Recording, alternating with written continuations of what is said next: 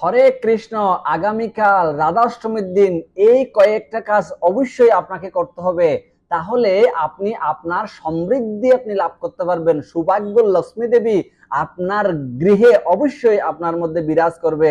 তো আমরা এরকম নতুন নতুন অনেক ভিডিও আমরা করে থাকি রাধা অষ্টমীর দিন। যারা কোনোদিন একাদশী ব্রত বা কোনো রকমের ব্রত থাকেননি, বা জন্মাষ্টমী ব্রত থাকেননি, নৃসিংহ ব্রত থাকেননি, সেও এই রাধা অষ্টমী ব্রত অনায়াসে থাকতে পারবেন। কারণ এত সহজ এবং অতি ফলদায়ক।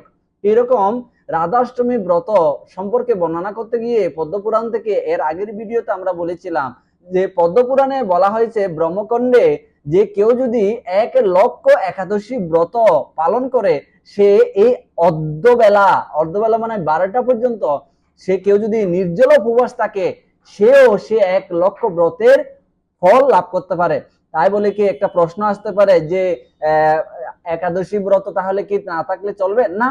একাদশী ব্রত থাকতে হবে, কিন্তু আমরা কি করব, এই রাধাষ্টমীর দিন আমরা অনেক সময় রাত করে ঘুমালে একটু দেরি করে ঘুম থেকে উঠি, কিন্তু দেরি করে ঘুম থেকে আপনারা উঠবেন না সেদিন, অন্ততপক্ষে আর্লি ঘুম থেকে উঠবেন। কিভাবে এই রাধা অষ্টমী ব্রত থাকতে পারেন আগের ভিডিওতে অনেক লম্বা করে বলেছি, কিন্তু সহজভাবে সরলভাবে কিভাবে এই একাদশী এই কিভাবে জন্মাষ্টমীর কিভাবে সহজভাবে সরলভাবে এবং সহজভাবে কিভাবে এই রাধাষ্টমী ব্রত থাকতে পারবেন, আমি তা আপনাদেরকে বলবো।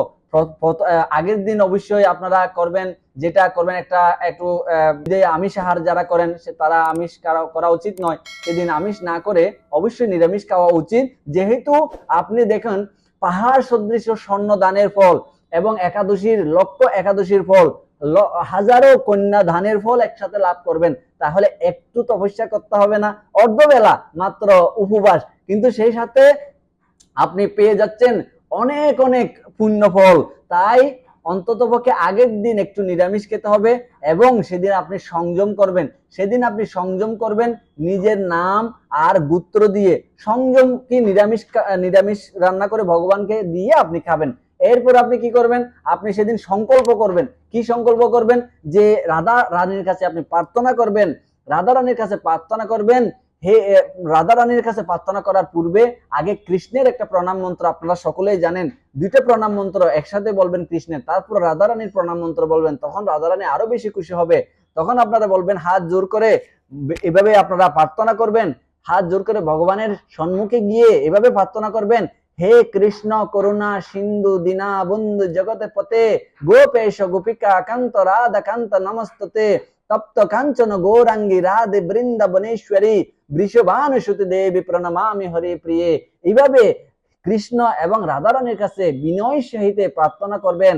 এবং সেদিন অবশ্যই এই সংকল্প মন্ত্র হচ্ছে, আপনি এভাবে একটা পুষ্প হাতে নেবেন, পুষ্প হাতে নিয়ে শ্রী রাধিকার চরণে কমলে সমর্পণ করবেন।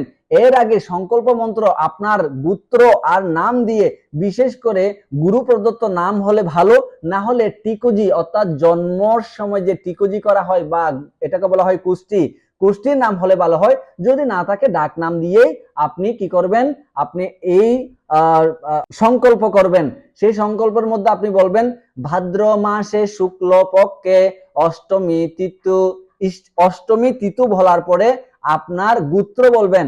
আপনি উচ্চতানন্দ গোত্র, কাশ্যপ গোত্র, শিবাদি গোত্র, আলম্বান্য গোত্র, যেই গোত্র হন না কেন আপনি গোত্র বলবেন এবং পরে নিজের নাম বলবেন। নিজের নাম বলে দেব শর্মা রাধা অষ্টমী ব্রত অহম করেছে।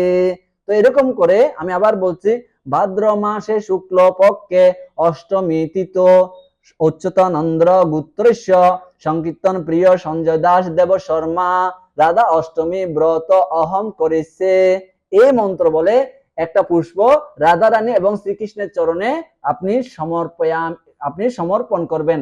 এরপরে অর্ধেক বেলা পর্যন্ত অনেকে উপবাস থাকে, আবার অনেকদিন সারাদিন পর্যন্ত উপবাস থাকবে। আপনি সারাদিন উপবাস থাকতে পারেন, অর্ধেক বেলাও থাকতে পারেন, কিন্তু যেই ভগবান, যে বিগ্রহ যেদিন যেই সময়ে আবির্ভূত হয়েছেন সেই সময় পর্যন্ত উপবাস থাকতে পারেন ভালো, অথবা পুরো থাকতে পারলেও ভালো, কোনো ব্যাপার নেই।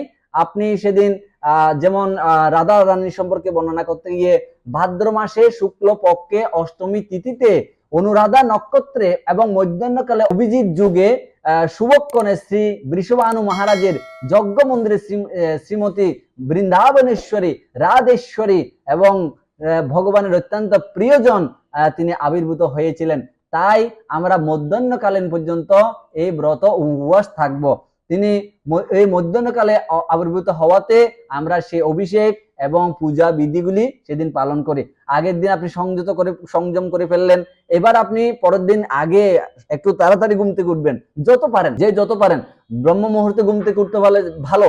যারা ভক্ত, যারা প্রসাদ পায়, যারা প্রসাদ বুঝে রয়েছে, তারা তো অবশ্যই ঘুম থেকে 4টায় 3:30 4টায় উঠবেই।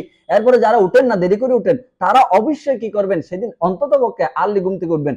উঠার পরে কি করবেন, আপনি স্নান করবেন, তিলক করবেন, আপনি একটু ধোয়া কাপড় পরবেন, পরার পরে এবং অবশ্যই আসনে যাওয়ার আগে আপনি অবশ্যই প্রার্থনা করবেন, মঙ্গলাচরণ করবেন। ওমাই জ্ঞান তিমিরান্ধস্য জ্ঞানং যেন শলাকয়া চক্ষুরুষ্মিলিতম যেন তস্मै শ্রী গুরুবে নমঃ।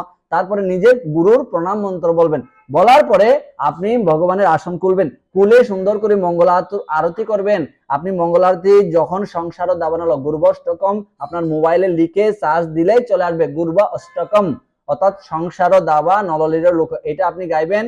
এবং গাওয়ার পরে অবশ্যই আপনি রাধারানী এবং কৃষ্ণকে সুন্দর করে সিঙ্গার করবেন, সাজাবেন, আরতি দিবেন। আমরা সিঙ্গার করার ভিডিও আপনাদেরকে দেব, আপনারা কিভাবে সিঙ্গার করতে হয় সহজভাবে, মানে গড়ে আপনার রাধা কৃষ্ণ আছে, আপনি কিভাবে করবেন আমরা সকাল সকাল আপনাদের জন্য দিয়ে দেব, যাতে আপনারা গড়ে কি করতে পারেন। সকাল 10টা থেকে 11টার মধ্যে করবেন, কিন্তু আমরা এর আগে ছেড়ে দেব, এর আগে আমরা করে দেখাই দেব, যেহেতু আপনারাও দেখতে পারেন, আপনারা ঘরে করতে পারেন। তাই দুধ, দই, ঘি, চিনি, বিভিন্ন রকমের উপকরণ, জুস এবং ডাবের জল এবং ভালো দুধ দিয়ে সুন্দর করে আপনি স্নান করাবেন, মধু দিয়ে স্নান করাবেন। স্নান করে সুন্দর একটা বস্ত্র রাধা মাধবকে সুন্দর করে অফার করবেন এবং একটা পুষ্প মাল্য অর্পণ করবেন।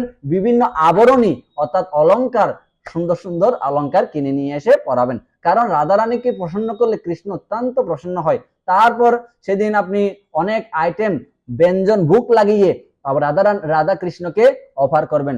তো আগামী 25শে ভাদ্র এবং 11ই সেপ্টেম্বর রোজ বুধবার 2024 এই রাধাষ্টমী ব্রত সকলে থাকবেন।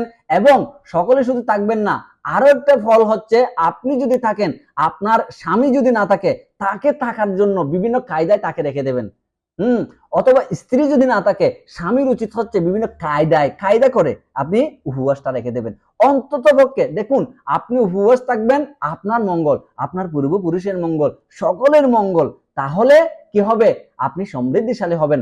অবশ্যই যে কাজটাকে আপনাকে করতে হবে, সেদিন আপনি পায়েস, আপনি তারপরে মালপোয়া, তারপরে হচ্ছে লুচি এবং খিচুড়ি রান্না করে এবং অন্ন ভালো করে অন্ন রান্না করে, সেদিন আপনার কচু সুন্দর করে রান্না করে এবং মিষ্টি কুমড়ার ঘাটি, মিষ্টি কুমড়ার ভাজি রান্না করে রাধারানীকে সেদিন অফার করবেন। রাধারানী অত্যন্ত প্রসন্ন হবে।